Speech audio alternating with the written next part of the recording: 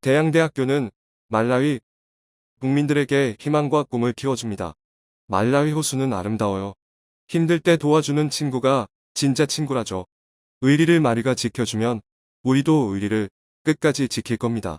안녕하세요. 다음은 기사 내용입니다. 아프리카 중남부에 위치한 소국 말라위. 이곳에서 국기에 태극 문양을 넣겠다고 해서 화제인데요. 대한민국의 최후방인 것을 드러내기 위해 넣는다고 합니다.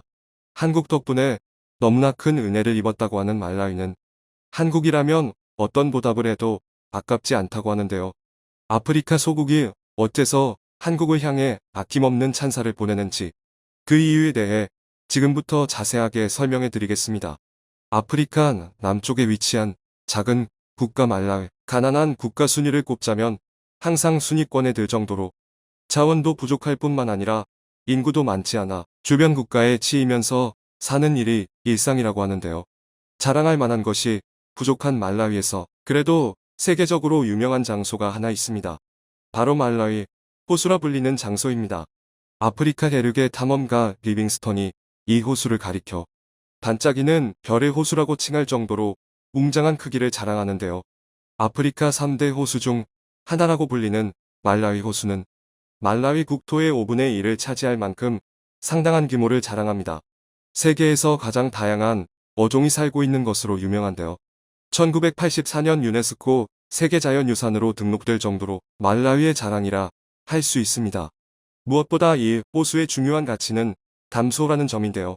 아프리카 남부 지역 특성상 건기와 우기가 교차되는 일이 빈번하기에 안정적인 물 공급이 어렵다는 점을 생각한다면 말라위 호수를 가진 말라위는 이러한 걱정에는 자유롭다고 할 수 있습니다. 문제는 말라위가 이 호수를 독점적으로 소유하는 것이 아니라는 점인데요. 상당한 크기를 자랑하는 말라위 호수는 옆 나라 탄자니아도 소유권을 주장할 만큼 큰 크기를 자랑합니다. 탄자니아는 이 호수를 가리켜 비아사오로 부르죠.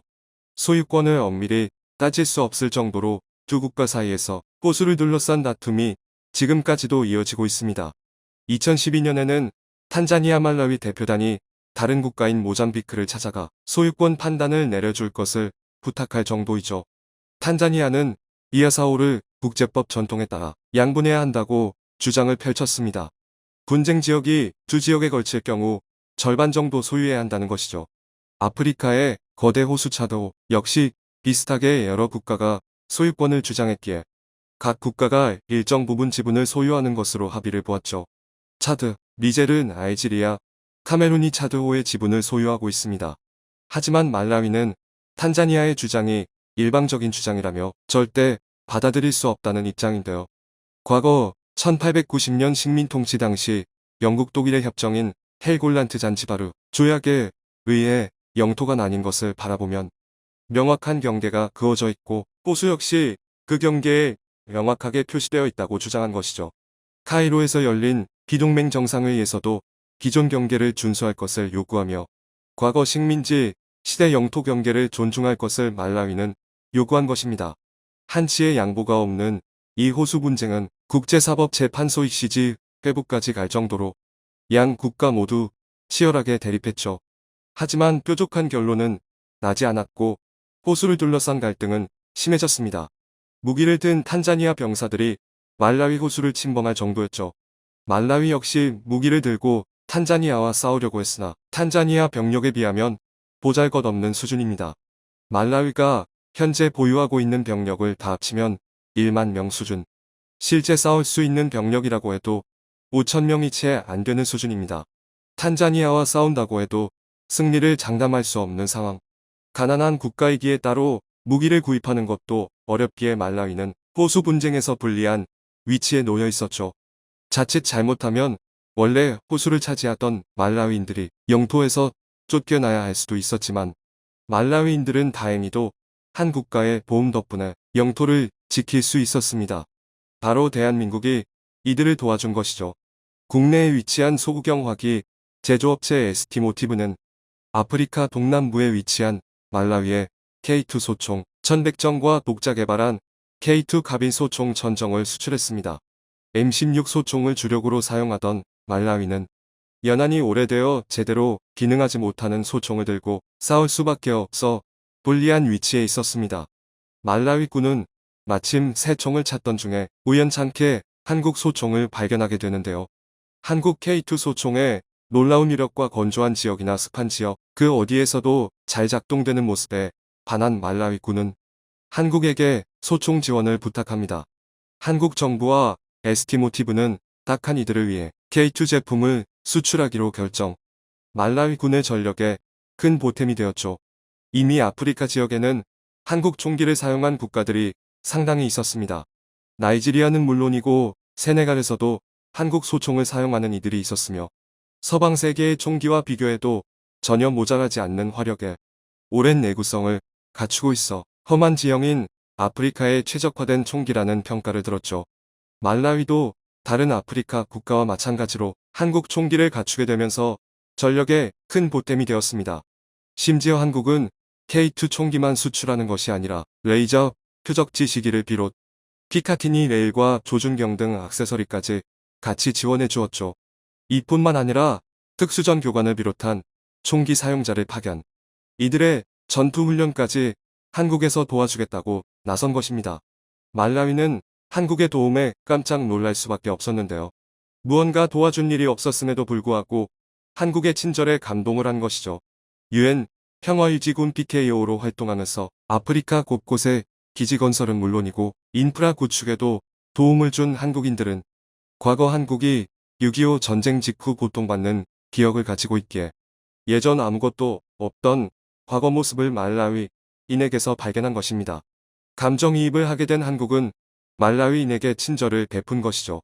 덕분에 탄자니아와의 싸움에서 무기 우위를 확보할 수 있게 된 말라위는 영토 분쟁에서 지금도 밀리지 않고 싸울 수 있게 되었다고 합니다.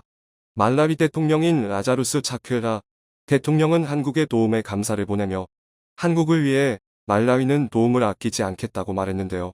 그는 한국이 보여준 놀라운 성취는 분명 본받을 만한 일이라 언급. 말라위도 한국을 따라가고자 국기에 태극문양을 넣겠다고 선언한 것입니다. 한국이 해준 것에 비하면 이 정도는 약과라고 말한 그는 한국 덕분에 나라를 지킬 수 있었다며 감사의 인사를 전했습니다. 한국은 말라위에게 무기 지원만이 아니라 인도적인 지원도 아끼지 않았는데요. 특히 민간 부문에서 말라위를 위해 헌신적인 지원을 한 일이 많았습니다. 말라위인들은 한국인의 도움을 잊지 않았는데요. 그 중에서도 김대식, 알렉산데르 신부가 보여준 헌신의 많은 말라위인들은 눈물을 흘리며 감사의 인사를 보냈죠.